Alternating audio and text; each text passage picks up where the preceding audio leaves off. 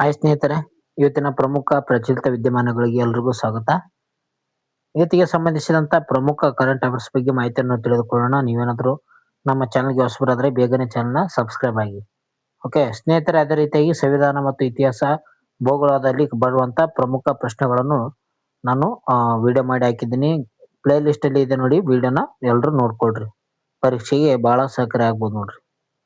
ಹಾಗಾದ್ರೆ ಬನ್ನಿ ಸ್ನೇಹಿತರೆ, ಇವತ್ತಿನ ಒಂದು ಕರೆಂಟ್ ಅಫೇರ್ಸ್ಗೆ ಸಂಬಂಧಿಸಿದಂತ ಮಾಹಿತಿಯನ್ನು ತಿಳಿದುಕೊಳ್ಳೋಣ. ಮೊದಲ ಒಂದು ವಿಷಯ ಏನತ್ತಪ್ಪ ಅಂತಂದ್ರೆ ಕ್ರೀಡಾ ಪ್ರಶಸ್ತಿ ಬಗ್ಗೆ ನ್ಯೂಸ್ ಅಲ್ಲಿ ಕೊಟ್ಟಿದ್ದರು. ಇದಕ್ಕೆ ಸಂಬಂಧಿಸಿದಂತ ಒಂದು ಪ್ರಶ್ನೆ ಇದೆ ನೋಡಿ. ಇತ್ತೀಚೆಗೆ ಪದ್ಮಶ್ರೀ ಒಂದು ಪ್ರಶಸ್ತಿ ಪುರಸ್ಕೃತರಾದಂತ ಸವಿತಾ ಪುನಿಯಾ ಅವರು ಯಾವ ಕ್ರೀಡೆಗೆ ಸಂಬಂಧಿಸಿದ್ದಾರೆ ಅಂತ ಕೊಟ್ಟಿದ್ದಾರೆ. ಸವಿತಾ ಪುನಿಯಾ ಅವರು. ಓಕೆ, ಈ ಒಂದು ಪ್ರಶ್ನೆಗೆ ಸರಿಯಾದ ಉತ್ತರ ನೋಡೋದಾದ್ರೆ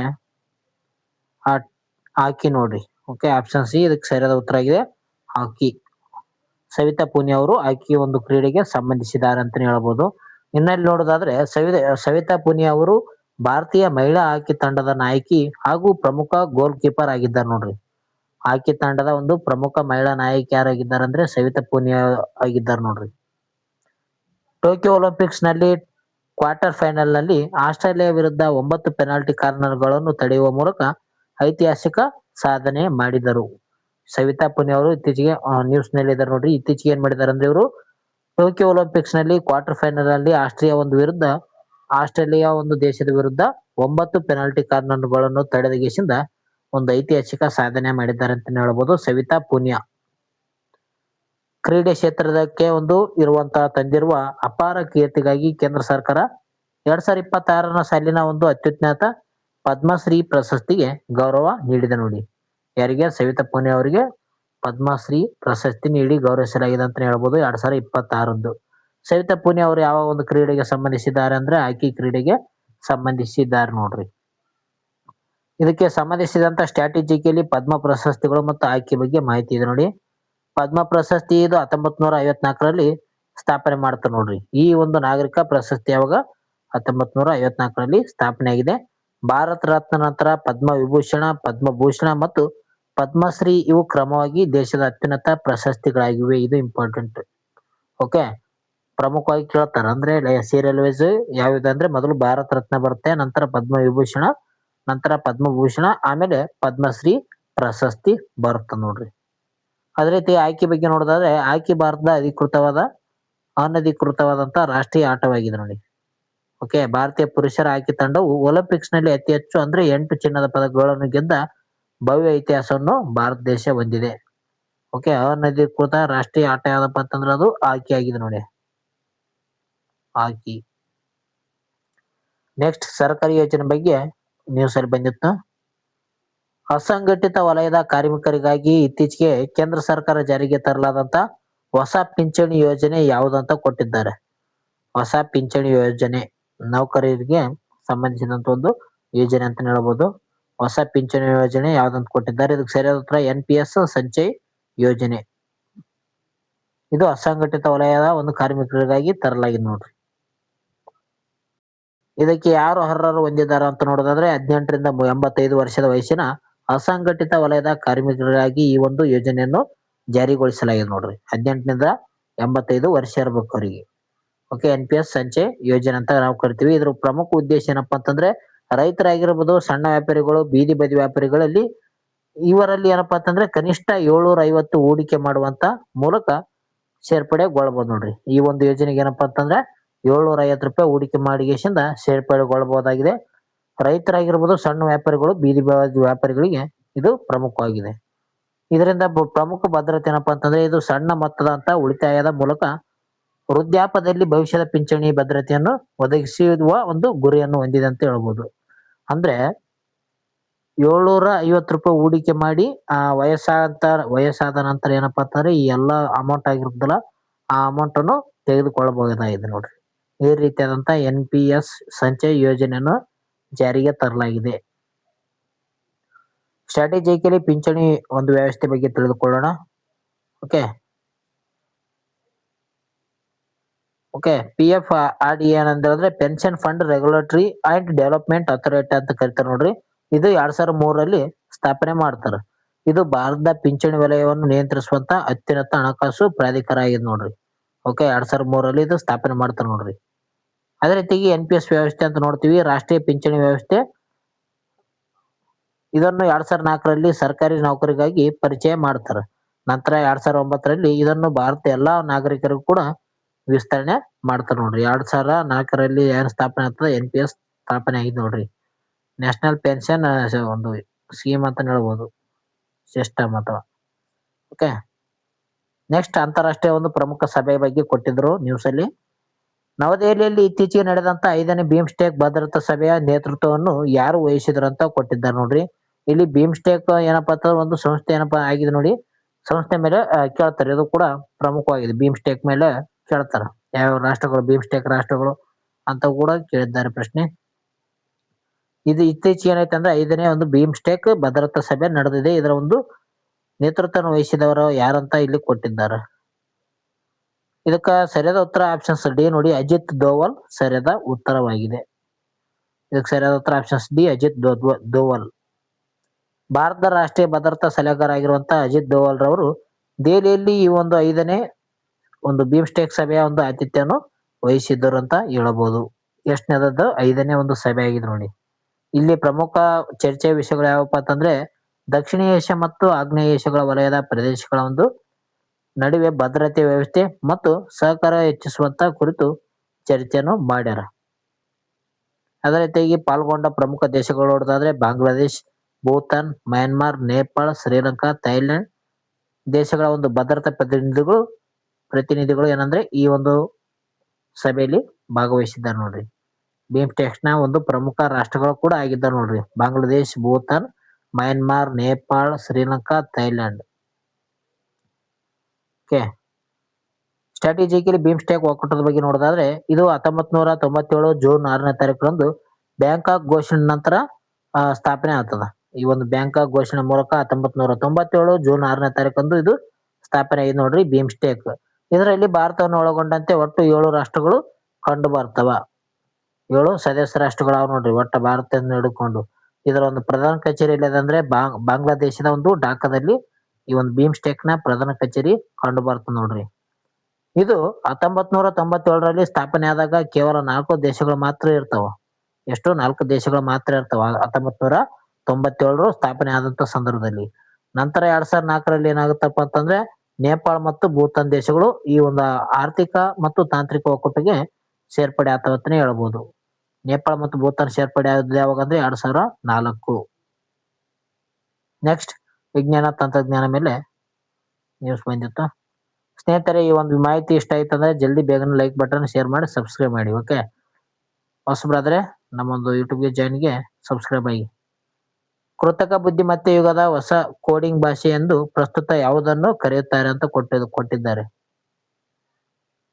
ಕೋಡಿಂಗ್ ಭಾಷೆ ಎಂದು ಯಾವುದನ್ನು ಕರೆಯುತ್ತಾರೆ? Python, Java, prompt engineering, machine learning ಅಂತ ಕೊಟ್ಟಿದ್ದಾರೆ. ಸರಿಯಾದ ಉತ್ತರ ಪ್ರಾಂಪ್ಟ್ ಇಂಜಿನಿಯರಿಂಗ್ ನೋಡ್ರಿ. ಪ್ರಾಂಪ್ಟ್ ಇಂಜಿನಿಯರಿಂಗ್ ಅಂತ ಕೊಡ್ತೀವಿ ನಾವು. ಕೃತಕ ಬುದ್ಧಿಮತ್ತೆ ಮತ್ತು LLM ಗಳಿಗೆ ನಿಖರವಾದಂತ ಫಲಿತಾಂಶ ಪಡೆಯಲು ಸರಿಯಾದ ನಿರ್ದೇಶನ ನೀಡುವಂತ ಒಂದು ಕಲೆ ಇದೆ ನೋಡ್ರಿ. ಓಕೆ, ಇದರ ಒಂದು ಪ್ರಮುಖ ಅರ್ಥ ಆಗಿದೆ ನೋಡ್ರಿ. ಪ್ರಾಂಪ್ಟ್ ಇಂಜಿನಿಯರಿಂಗ್ ಅಂದ್ರೆ ಈ ಒಂದು ಲಾರ್ಜ್ ಲ್ಯಾಂಗ್ವೇಜ್ ಮಾಡೆಲ್ ಅಂತ ನಾವು ಕರಿತೇವೆ. ಇದರ ಪ್ರಮುಖ ಮಹತ್ವ ಕೇವಲ ಸಾಂಪ್ರದಾಯಿಕ ಕೋಡಿಂಗ್ ಭಾಷೆಗಳ ಬದಲಾಗಿ ಮಾನವನ ಭಾಷೆಯಲ್ಲೇ AI ಆಜ್ಞೆ ನೀಡಲು ಇದು ಅತ್ಯಗತ್ಯವಾದಂತ ಒಂದು ವ್ಯವಸ್ಥೆ ಇದೆ ಅಂತಾನೆ ಹೇಳ್ಬೋದು. ನೆಕ್ಸ್ಟ್, ಅದೇ ರೀತಿಯಾಗಿ ChatGPT ಅಂತ ಒಂದು ಸಾಧನಗಳು ಹೆಚ್ಚುತ್ತಿದ್ದಂತೆ ಇದು ಭವಿಷ್ಯದ ಅತಿ ಬೇಡಿಕೆ ಒಂದು ತಾಂತ್ರಿಕ ಕೌಶಲ್ಯವನ್ನು ಹೊರಹೊಮ್ಮುತ್ತಿದೆ ಅಂತ ಕೂಡ ಹೇಳ್ತೀವಿ. AI ತಂತ್ರಜ್ಞಾನಕ್ಕೆ ಸಂಬಂಧಿಸಿದಂತ ಮಾಹಿತಿ ನೋಡೋಣ. ಕೃತಕ ಬುದ್ಧಿಮತ್ತೆ ಪಿತಾಮಹ ಯಾರಿಗೆ ಕರಿತೇವಪ್ಪ ಅಂತಂದ್ರೆ ಜಾನ್ ಮೆಕಾರ್ಥಿ ಅವರಿಗೆ ಕರಿತೇವೆ ನಾವು. ಪ್ರಮುಖವಾಗಿದ್ದಾರೆ ನೋಡ್ರಿ. ಇದ್ರ ಬಾರಿ 2-3 ಸಲ ಹೇಳಿದ್ದೆ ನಿಮ್ಗೆ. ಪ್ರಮುಖವಾಗಿ ವಿಡಿಯೋದಲ್ಲಿ ಬಂದಿದ್ದಾರೆ. ಜಾನ್ ಮೆಕಾರ್ಥಿ AI ನ ಒಂದು ಪಿತಾಮಹ ಆಗಿದ್ದಾರೆ ನೋಡ್ರಿ. 1956ರಲ್ಲಿ ಡಾರ್ಟ್ ಮೌತ್ ಸಮ್ಮೇಳನದಲ್ಲಿ AI ಎಂಬ ಒಂದು ಪದವನ್ನು ಮೊದಲ ಬಾರಿಗೆ ಅಧಿಕೃತವಾಗಿ ಬಳಕೆಯನ್ನು ಮಾಡ್ತಾರ. ಓಕೆ, ಬಳಸ್ತಾರಂತ ಹೇಳ್ಬೋದು. LLM ಅಂದ್ರೆ ಏನಪ್ಪಾ ಅಂತಂದ್ರೆ ಲಾರ್ಜ್ ಲ್ಯಾಂಗ್ವೇಜ್ ಮಾಡೆಲ್ ಅಂತ ಕರೀತಾರೆ. ನೋಟ್ ಮಾಡ್ಕೋಬಹುದು ಮಾಡೋರು, ನೋಟ್ ಮಾಡ್ಕೊಳ್ರಿ. LLM ಅಂತ ವಿಸ್ತರಣೆ ಅಂದ್ರೆ ಓಕೆ, ಏನಾದ್ರೆ ಮಾನವನಂತೆ ಭಾಷೆಯನ್ನು ಅರ್ಥ ಮಾಡಿಕೊಳ್ಳುವಂತ ಹೊಸ ವಾಕ್ಯಗಳನ್ನು ಉತ್ಪಾದಿಸುವಂತ AI ಮಾದರಿ ಆಗಿದೆ ನೋಡಿ. ಇಲ್ಲಿ LLM ಅಂದ್ರೆ ಏನಂದ್ರೆ ಲಾರ್ಜ್ ಲ್ಯಾಂಗ್ವೇಜ್ ಮಾಡೆಲ್ ಅಂತ ಕರಿತೇವೆ. ಇದು ಪ್ರಮುಖವಾಗಿದೆ ನೋಡಿ. ನೆಕ್ಸ್ಟ್ ಕೃಷಿ ಮತ್ತು ಕಾನೂನು ಬಗ್ಗೆ ಕೊಟ್ಟಿದ್ದರು. ಮಹಿಳಾ ರೈತ ಸಬಲೀಕರಣ ಕಾಯ್ದೆ 2026 ಇತ್ತೀಚೆಗೆ ಜಾರಿಗೆ ತಂದಂತ ಭಾರತದ ಮೊದಲ ರಾಜ್ಯ ಯಾವುದಂತ ಕೊಟ್ಟಿದ್ದಾರೆ.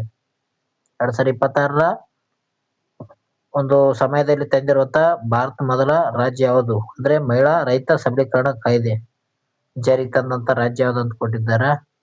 ಇದಕ್ಕೆ ಸರಿಯಾದ ಉತ್ತರ ಮಹಾರಾಷ್ಟ್ರ ನೋಡ್ರಿ.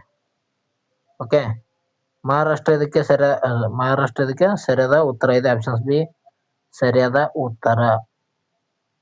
ಕೃಷಿ ಭೂಮಿ ತಮ್ಮ ಹೆಸರಿನಲ್ಲಿ ಇಲ್ಲದಿದ್ದರೂ ಕೂಡ ಮಹಿಳೆಯರನ್ನು ಕೃಷಿ ಕಾರ್ಮಿಕರು ಎನ್ನುವಂತ ಬದಲು ಸ್ವತಂತ್ರ ರೈತರು ಎಂದು ಗುರುತಿಸಲು ಈ ಒಂದು ಕಾಯ್ದೆಯನ್ನು ತರಲಾಗಿದೆ ನೋಡ್ರಿ.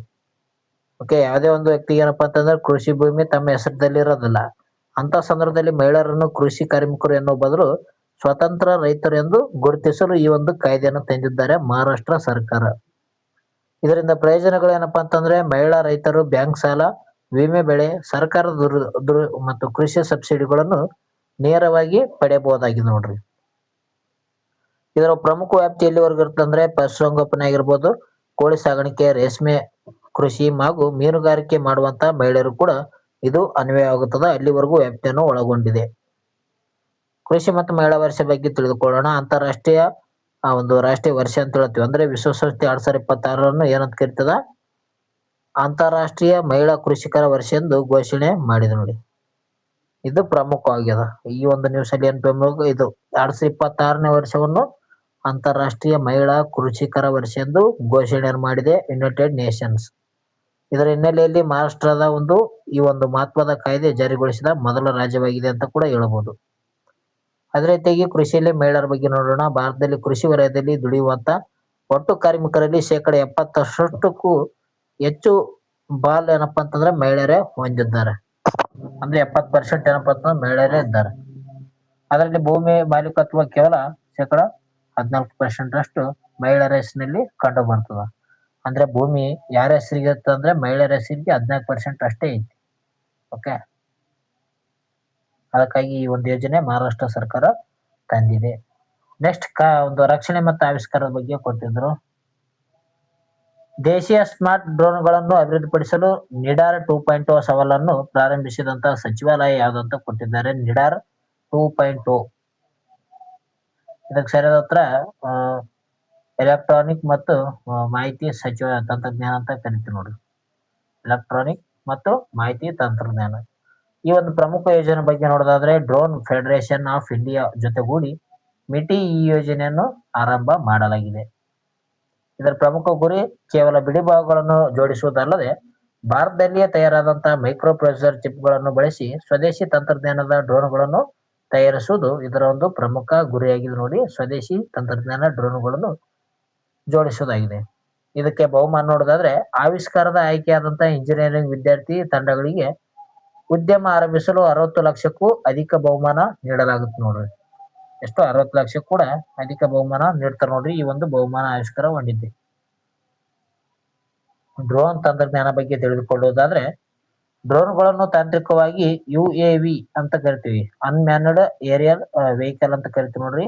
ಅಂದ್ರೆ ಮಾನವ ರಹಿತ ವೈಮಾನಿಕ ವಾಹನ ಎಂದು ಕರೆಯಲಾಗುತ್ತದೆ. ಅಂದ್ರೆ ಮಾನವನಿರ್ಲಾರದಂತ ಒಂದು ವೈಮಾನಿಕ ವಾಹನ. ಇವುಗಳನ್ನು ವಿಪತ್ತು ನಿರ್ವಹಣೆ, ಕೃಷಿ ಮತ್ತು ಗಡಿ ಕಣ್ಮಗಾವಲು ವಲಯದಲ್ಲಿ ವ್ಯಾಪಕವಾಗಿ ಬಳಕೆಯನ್ನು ಮಾಡಿಕೊಳ್ಳಬಹುದು. ಭಾರತ ಪ್ರಮುಖ ಡ್ರೋನ್ಗಳ ಬಗ್ಗೆ ನೋಡೋಣ. ರಕ್ಷಣಾ ಸಂಶೋಧನಾ ಸಂಸ್ಥೆ ಅಭಿವೃದ್ಧಿಪಡಿಸಿರುವಂತಹ ರುಸ್ತುಂ ಆಗಿರ್ಬೋದು, ಲಕ್ಷ್ಮ್ ಆಗಿರ್ಬೋದು, ಇವುಗಳು ಭಾರತದ ಪ್ರಮುಖ ಸ್ವದೇಶಿ ನಿರ್ಮಿತ ಸೇನಾ ಡ್ರೋನ್ಗಳಾಗಿದ್ದು ನೋಡ್ರಿ. ಯಾವ್ಯಾವು? ರುಸ್ತುಂ ಮತ್ತು ಲಕ್ಷ್ಮಿ ಅಂತ ಹೇಳ್ತೀವಿ ನಾವು. ನೆಕ್ಸ್ಟ್ ಅಂತಾರಾಷ್ಟ್ರೀಯ ವ್ಯವಹಾರದ ಬಗ್ಗೆ ಕೊಟ್ಟಿದ್ರು. Public charge rule in green card ನಿಯಮವನ್ನು ಇತ್ತೀಚೆಗೆ ಮರುಸ್ಥಾಪಿಸಿದಂತ ದೇಶ ಯಾವುದಂತ ಕೊಟ್ಟಿದ್ದಾರೆ. Public charge rule in green card ಅಂತ ಕರಿತೀವಿ ನೋಡಿ. ಓಕೆ, ಇದನ್ನು ಮರುಸ್ಥಾಪಿಸಿದಂತ ದೇಶ ಯಾವ್ದಂತ ಕೊಟ್ಟಿದ್ದಾರೆ ಗ್ರೀನ್ ಕಾರ್ಡ್. ಓಕೆ, ಇದಕ್ಕೆ ಸರಿಯಾದ ಉತ್ತರ ಅಮೆರಿಕ ನೋಡ್ರಿ. ಪಬ್ಲಿಕ್ ಚಾರ್ಜ್ ರೋಲ್ ಅಂತ ನಾವು ಕರಿತೀವಲ್ಲ, ಈ ಒಂದು ಅಮೆರಿಕ ದೇಶಕ್ಕೆ ಸಂಬಂಧಿಸಿದೆ. ಇದರ ಒಂದು ನಿಯಮದ ಸ್ವರೂಪ ನೋಡೋದಾದ್ರೆ ಅಮೆರಿಕದಲ್ಲಿ ಸಾರ್ವಜನಿಕ ಸೌಲಭ್ಯಗಳನ್ನು ಬಳಸುವಂತ ವಲಸಿಗರಿಗೆ ಗ್ರೀನ್ ಕಾರ್ಡ್ ಅನ್ನು ನಿರಾಕರಿಸುವಂತ ನಿಯಮ ಇದಾಗಿದೆ ಅಂತ ಹೇಳಬಹುದು. ಅಮೆರಿಕದಲ್ಲಿರುವಂತ ವಲಸೆ ಕಾರ್ಮಿಕರಿಗೆ ನೋಡ್ರಿ. ವಲಸೆಗೆ ಬಂದಿರ್ತಾರಲ್ಲ ಕಾರ್ಮಿಕ ಅಂತವರಿಗೆ ಏನಂದ್ರೆ ಗ್ರೀನ್ ಕಾರ್ಡ್ ಅನ್ನು ನೀಡಲಾಗುತ್ತದೆ. ಉದಾಹರಣೆಗೆ ಫುಡ್ ಸ್ಟ್ಯಾಂಪ್, ವಸತಿ ಯೋಜನೆ ಮತ್ತು ಮೆಡಿಕೈಟ್ ಅಂತ ಕರೀತಾರೆ. ಅದೇ ರೀತಿ ರಾಜಕೀಯದಲ್ಲಿ ಅಂದ್ರೆ ಈ ಹಿಂದೆ ಡೊನಾಲ್ಡ್ ಟ್ರಂಪ್ ಸರ್ಕಾರ ಈ ಒಂದು ನಿಯಮ ತಂದಿರ್ತದ. ಆದ್ರೆ ಏನಪ್ಪಾ ಅಂತಂದ್ರೆ ಡೆಮೊಕ್ರಾಟಿಕ್ ಸರ್ಕಾರ ಜಾರಿ ಒಂದು ಅಧಿಕಾರಕ್ಕೆ ಬರೋಣ ಜೋ ಬೈಡನ್ ಅವ್ರು ಏನ್ ಮಾಡ್ತಾರ ಅಂದ್ರೆ ಇದನ್ನು ರದ್ದು ಮಾಡ್ತಾರೆ. ಈಗ ಮತ್ತೆ ಏನಪ್ಪಾ ಅಂತಂದ್ರೆ ಡೊನಾಲ್ಡ್ ಟ್ರಂಪ್ ಅವರು ಅಧ್ಯಕ್ಷರಾಗಿದ್ದರಿಂದ ಇದನ್ನು ಮತ್ತೆ ಮರುಸ್ಥಾಪನೆ ಮಾಡಿದ್ದಾರೆ. ಓಕೆ, ಅಮೆರಿಕದ ಸಾರ್ವಜನಿಕ ಸೌಲಭ್ಯಗಳನ್ನು ಬಳಸುವಂತ ವಲಸಿಗರಿಗೆ ಈ ಒಂದು ಗ್ರೀನ್ ಕಾರ್ಡ್ ಅನ್ನು ಕೊಡುತ್ತಾರೆ ನೋಡ್ರಿ. ಕಾರಣ ಏನಪ್ಪಾ ಅಂತಂದ್ರೆ ಬೇರೆ ದೇಶದ ವಲಸಿಗರು ಅಮೆರಿಕ ದೇಶಕ್ಕೆ ಆರ್ಥಿಕ ಹೊರೆಯಾಗಬಾರದು ಎಂಬ ಒಂದು ಉದ್ದೇಶದಿಂದ ಈ ಒಂದು ಕಠಿಣ ಕ್ರಮವನ್ನು ಕೈಗೊಳ್ಳಲಾಗಿದೆ ಅಂತಾನೆ ಹೇಳ್ಬೋದು. ಅಂದ್ರೆ ಬೇರೆ ದೇಶದಿಂದ ಅಮೆರಿಕ ದೇಶದಲ್ಲಿ ಬಂದು ಅಲ್ಲಿ ಏನಪ್ಪಾ ಅಂತಂದ್ರೆ ಅವರು ಶಾಶ್ವತವಾಗಿ ಆಶ್ರಯ ಪಡಿತಾರೆ. ಇದರಿಂದ ಅಮೆರಿಕದ ಮೇಲೆ ಹೊರೆ ಬೀಳ್ತದೆ. ಅದಕ್ಕಾಗಿ ಈ ಒಂದು ಗ್ರೀನ್ ಕಾರ್ಡ್ ಅನ್ನು ನಿರಾಕರಣೆ ಮಾಡ್ತಿದ್ದಾರೆ. ಗ್ರೀನ್ ಕಾರ್ಡ್ ಮತ್ತು ವೀಸಾ ಬಗ್ಗೆ ನೋಡೋದಾದ್ರೆ ಗ್ರೀನ್ ಕಾರ್ಡ್ ಅಂದ್ರೆ ಏನಂತ ನೋಡೋಣ. ಅಂದ್ರೆ ಅಮೆರಿಕದಲ್ಲಿ ಗ್ರೀನ್ ಕಾರ್ಡ್ ಅಂದ್ರೆ ಶಾಶ್ವತ ನಿವಾಸಿ ಕಾರ್ಡ್ ಅಂತ ಅರ್ಥ ಅಂತ ನೋಡ್ರಿ. ಗ್ರೀನ್ ಕಾರ್ಡ್ ಅಂದ್ರೆ ಶಾಶ್ವತವಾಗಿ ನಿವಾಸಿ ಅಂತ ಕಾರ್ಡ್ ಅಂತ ಕರೀತಾರ. ಇದು ವಲಸಿಗರಿಗೆ ಅಮೆರಿಕದಲ್ಲಿ ಶಾಶ್ವತವಾಗಿ ವಾಸಿಸಲು ಮತ್ತು ಯಾವುದೇ ಉದ್ಯೋಗ ಮಾಡಲು ಒಂದು ಅಧಿಕೃತ ಅನುಮತಿ ನೀಡ್ತದೆ ಅಂತ ಹೇಳಬಹುದು. ಅಂದ್ರೆ ಭಾರತ ದೇಶದಲ್ಲಿರುವಂತ ಒಬ್ಬ ವ್ಯಕ್ತಿ ಅಮೆರಿಕ ದೇಶಕ್ಕೆ ಹೋಗಿ ಅಲ್ಲಿ ಗ್ರೀನ್ ಕಾರ್ಡ್ ಏನಾದ್ರು ತಗೊಂಡ್ರೆ ಅಥವಾ ಅಲ್ಲಿ ವಾಸವನ್ನು ಕೂಡ ಮಾಡಬಹುದು. ಜೊತೆಗೆ ಆತನು ಒಂದು ನೌಕರಿ ಅಂದ್ರೆ ಅಲ್ಲೇ ಒಂದು ಉದ್ಯೋಗವನ್ನು ಕೂಡ ಮಾಡಲು ಒಂದು ಅಧಿಕಾರವನ್ನು ನೀಡೋದು ಯಾವ್ದಪ್ಪ ಅಂತಂದ್ರೆ ಅದು ಗ್ರೀನ್ ಕಾರ್ಡ್ ಆಗಿದೆ. ಇದನ್ನು ಇತ್ತೀಚೆಗೆ ಏನ್ ಮಾಡ್ತಿದ್ರೆ ರದ್ದು ಮಾಡಲು ನೋಡ್ತಾ ಇದ್ರೆ ಒಂದು ಅಮೆರಿಕದ ಡೊನಾಲ್ಡ್ ಟ್ರಂಪ್ ಅವರು. ಅದೇ ರೀತಿಯಾಗಿ H1B ವೀಸಾ ಅಂತ ಕೂಡ ಕರಿತೀವಿ. ಇದಕ್ಕೂ ಕೂಡ ಅಮೆರಿಕದ ಕಂಪನಿಗಳು ತಾತ್ಕಾಲಿಕವಾಗಿ ಪರಿಣಿತ ವಿದೇಶಿ ಉದ್ಯೋಗಿಗಳನ್ನು ನೇಮಿಸಿಕೊಳ್ಳಲು ನೀಡುವಂತ ಪ್ರಮುಖ ವೀಸಾ ಆಗಿದೆ ನೋಡಿ. ಅಂದ್ರೆ ಬೇರೆ ದೇಶದಲ್ಲಿರುವಂತ ಪರಿಣಿತ ಹೊಂದಿರುವಂತ ಒಂದು ಉದ್ಯೋಗಿಗಳನ್ನು ನೇಮಿಸಿಕೊಳ್ಳುವಂತ ಒಂದು ವೀಸಾ ಅಂದ್ರೆ ಯಾವ್ದಪ್ಪ ಅಂತಂದ್ರೆ ಅದು H1B ವೀಸಾ. ಇದರ ಅತಿ ದೊಡ್ಡ ಫಲಾನುಭವಿಗಳು ಭಾರತದ IT ಉದ್ಯೋಗಿಗಳಾಗಿರ್ತಾರೆ ನೋಡ್ರಿ. IT ಉದ್ಯೋಗಿಗಳು ಏನಪ್ಪಾ ಅಂತಂದ್ರೆ ಅತ್ಯಂತ HB1B ವೀಸಾವನ್ನು ಪಡೆಯಲು ಆಗಿದ್ದಾರೆ. ನೆಕ್ಸ್ಟ್ ಸೈಬರ್ ಭದ್ರತೆ ಬಗ್ಗೆ ನ್ಯೂಸ್ ಅಲ್ಲಿ ಕೊಟ್ಟಿದ್ರು. 2026 ಜನವರಿ ಇಂದ ಜೂನ್ ಅವಧಿಯಲ್ಲಿ ಭಾರತದಲ್ಲಿ ಅತಿ ಹೆಚ್ಚು ಸೈಬರ್ ವಂಚನೆ ಪ್ರಕರಣಗಳು ದಾಖಲಾಗಿರುವಂತ ರಾಜ್ಯ ಯಾವುದು ಕೊಟ್ಟಿದ್ದಾರೆ. ಸೈಬರ್ ವಂಚನೆ ದಾಖಲಾಗಿರುವಂತ ರಾಜ್ಯ ಯಾವುದು? ಇದಕ್ಕೆ ಸರಿಯಾದ ಉತ್ತರ ಉತ್ತರ ಪ್ರದೇಶ ನೋಡ್ರಿ. ಉತ್ತರ ಪ್ರದೇಶದಲ್ಲಿ ಅತಿ ಹೆಚ್ಚು ಸೈಬರ್ ದಾಳಿ ಆಗಿವೆ, ಸೈಬರ್ ಪ್ರಕರಣಗಳು ದಾಖಲಾಗಿ ನೋಡ್ರಿ ಉತ್ತರ ಪ್ರದೇಶ. ಸರಿಯಾದ ಉತ್ತರ ಆಗಿದೆ. ಅಂಕಿಅಂಶಗಳ ಪ್ರಕಾರ ಸೈಬರ್ ವಂಚನೆ ಪ್ರಕರಣಗಳ ಸಂಖ್ಯೆಯಲ್ಲಿ ಉತ್ತರ ಪ್ರದೇಶ ಏನಪ್ಪಾ ಅಂತಂದ್ರೆ ಮೊದಲ ಸ್ಥಾನವನ್ನು ಪಡೆದುಕೊಂಡಿದೆ. ಕರ್ನಾಟಕವು ಏನಪ್ಪಾ ಅಂತಂದ್ರೆ 3ನೇ ಸ್ಥಾನವನ್ನು ಪಡೆದುಕೊಂಡಿದೆ ನೋಡಿ ನಮ್ಮ ಒಂದು ಕರ್ನಾಟಕ.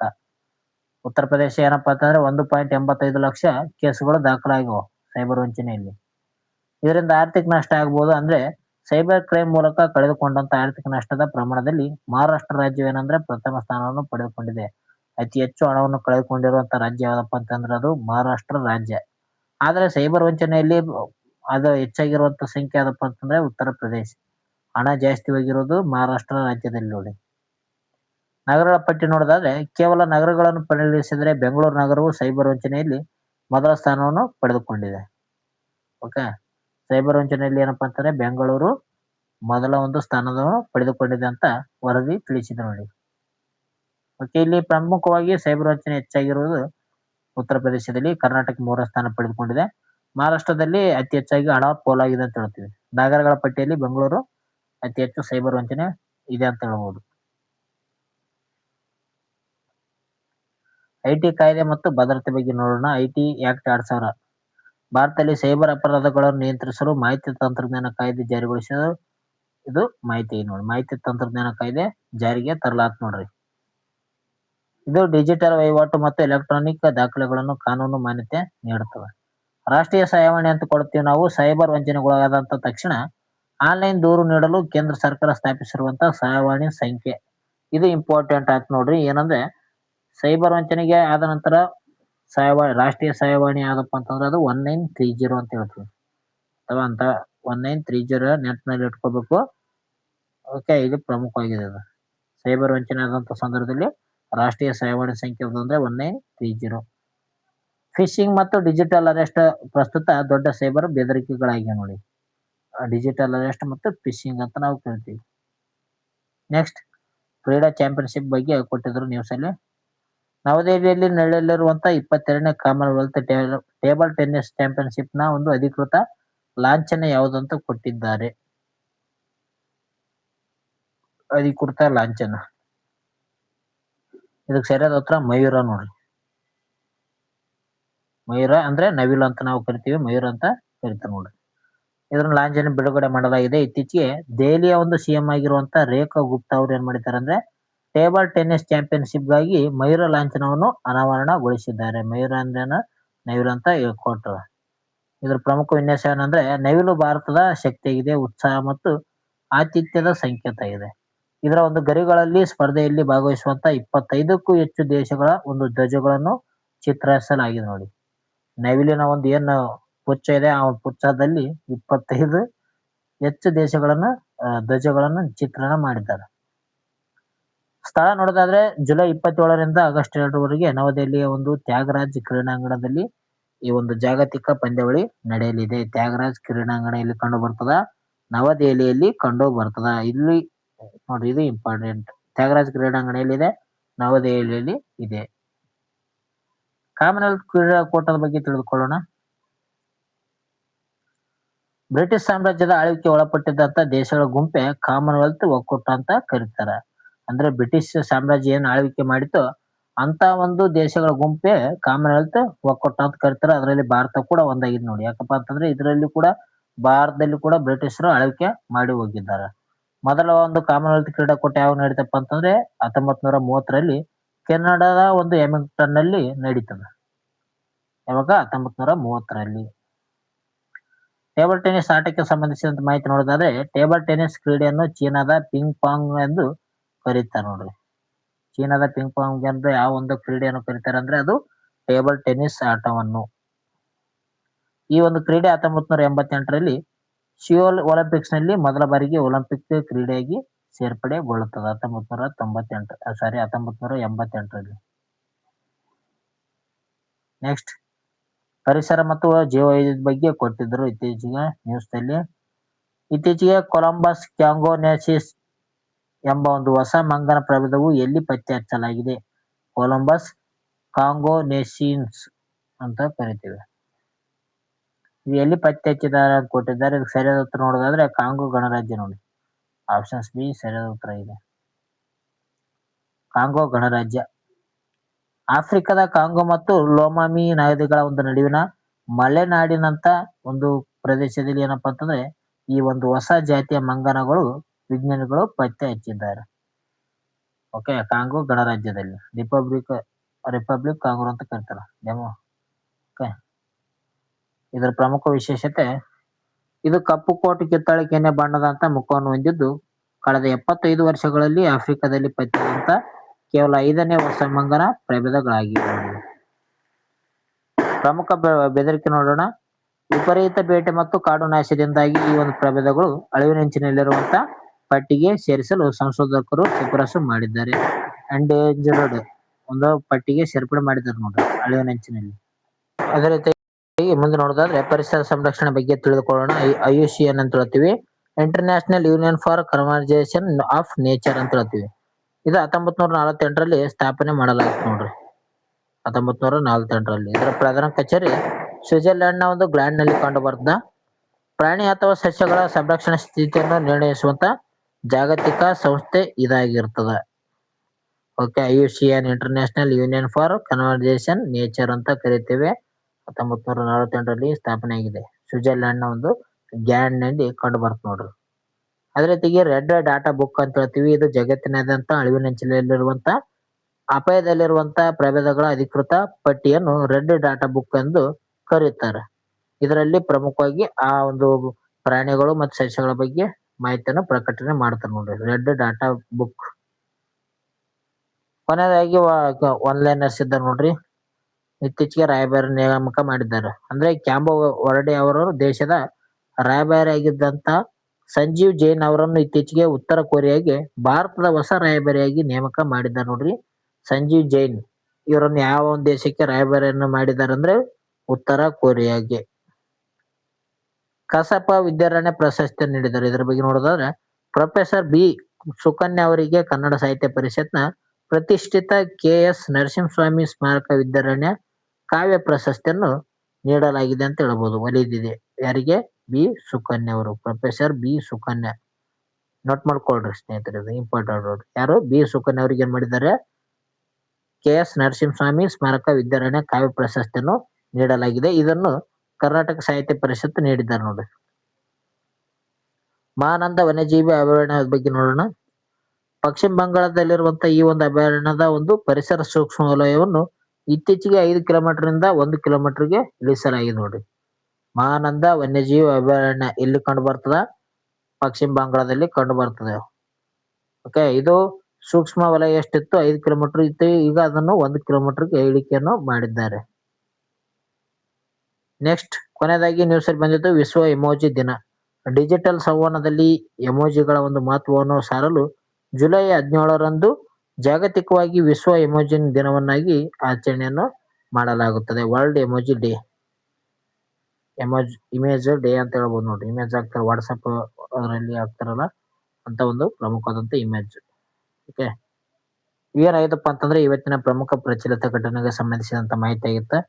ಈ ಒಂದು ವಿಡಿಯೋ ಇಷ್ಟ ಆಯ್ತು ಅಂದ್ರೆ ಲೈಕ್ ಮಾಡಿ, ಶೇರ್ ಮಾಡಿ, ಸಬ್ಸ್ಕ್ರೈಬ್ ಮಾಡಿ. ಅದೇ ರೀತಿಗೆ ನಿಮ್ಮ ಒಂದು ಅನಿಸಿಕೆಯನ್ನು ಕಮೆಂಟ್ ಮೂಲಕ ತಿಳಿಸಿ ಸ್ನೇಹಿತರೆ. ಆಲ್ರೆಡಿ ಕೆಲವು ವ್ಯಕ್ತಿಗಳು ನಿಮ್ಮ ಒಂದು ಕಮೆಂಟ್ ಅನ್ನು ತಿಳಿಸ್ತಾ ಇದ್ರಿ. ಎಲ್ಲರಿಗೂ ಧನ್ಯವಾದಗಳು ಹೇಳ್ತೀನಿ.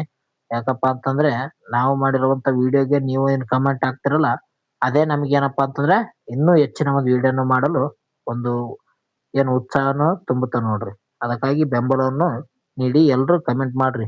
ವಿಡಿಯೋ ಯಾವ ರೀತಿ ಆಗಿದೆ, ಏನ್ ಬೇಕು ಏನಿಲ್ಲ ಅಂತ ಸ್ವಲ್ಪ ಹೇಳಿದಾಗ ನಮಗ್ ಕೂಡ ವಿಡಿಯೋ ಮಾಡಕ್ಕೆ ಮನಸ್ಸು ಬರ್ತದ. ಓಕೆ, ಇಷ್ಟ ಆದ್ರೆ ಲೈಕ್ ಮಾಡ್ರಿ, ಶೇರ್ ಮಾಡಿ, ಸಬ್ಸ್ಕ್ರೈಬ್ ಮಾಡಿ. ಓಕೆ, ಯಾರಿಗೆ ಇಷ್ಟ ಆಯ್ತಂದ್ರೆ ಟೆಲಿಗ್ರಾಮ್, ಇನ್ಸ್ಟಾಗ್ರಾಮ್ ಕೂಡ ಜಾಯ್ನ್ ಆಗಿ ಸೂಪರ್ ಅಂತ ಕಮೆಂಟ್ ಹಾಕ್ರಿ. ಓಕೆ ಫ್ರೆಂಡ್ಸ್, ಇವತ್ತಿನ ಒಂದು ವಿಡಿಯೋ ಇಲ್ಲಿಗೆ ಮುಕ್ತಾಯ ಮಾಡ್ತೀನಿ. ನೆಕ್ಸ್ಟ್ ವಿಡಿಯೋದಲ್ಲಿ ಸಿಗೋಣ. Take care, by.